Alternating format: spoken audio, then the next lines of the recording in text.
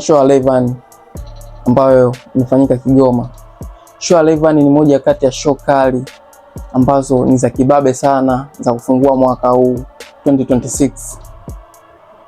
Hii show ambayo amefanya mkoani Kigoma ilikuwa ni show ya Mheshimiwa Baba Levo ambayo ameiandaa siku ya kusherekea mwaka mpya Mwanga Kigoma Center pale, ambapo iliitwa Pilau Day, ambapo watu walikula wakaenjoy muziki mbalimbali kutoka kwa wasanii mbalimbali kama Chino Wanaman na Rayvanny mwenyewe. Sasa show ya Rayvanny, to be honest, nimefurahi sana kwa jinsi mlivyokifanya kitu alichokifanya Rayvanny. Kwanza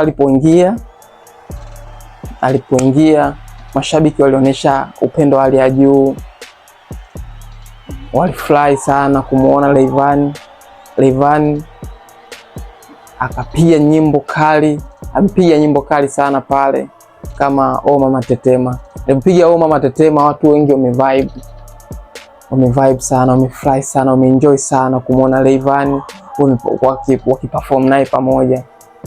Lakini kikubwa zaidi pia kitu ambacho amechokifanya kumpandisha Baba Levo kwenye jukwaa, alafu akapiga nyimbo moja kali ambayo waliwahi kurekodi pamoja, waliwahi kuitoa pamoja, ambayo inaitwa ile Ngongingo ile pale nyimbo. Of course ile nyimbo walitoaga kipindi Baba Levo yuko diwani, kama sijakosea, kipindi Baba Levo bado yuko ni diwani wa Kigoma kule. So alipoimba hiyo nyimbo, mashabiki tena wameendelea kupata vibe na kufurahi kwa kuwa na mbunge wao, kuona mbunge wao akiperform mbele yao. So Rayvanny amefanya kitu kinoma sana, amefanya show kali sana. We have to give shout out to Rayvanny. Jamsingi tunataka tu mwendelezo mzuri, so kuanza hivi afu kuishia katikati.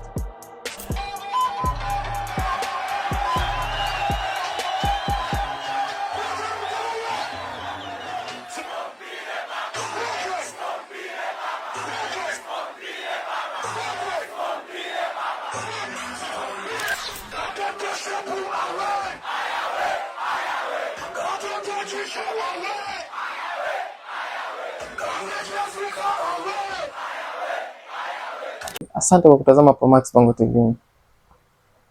Kama umependa video hii, usahau kusubscribe, kushare, kulike na comment. Bonyeza pia alama ya kengele ili wa kwanza kabisa kupata video zetu. Mimi ni Lonix from Promax Bongo TV. Tukutane wakati ujao.